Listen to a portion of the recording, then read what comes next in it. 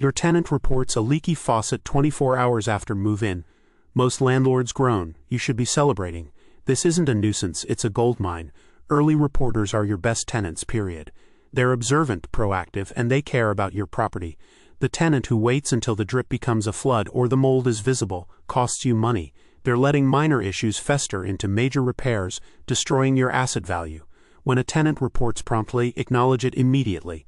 Prioritize their repair. You're not just fixing a faucet, you're reinforcing a behavior that saves you thousands in preventable damage.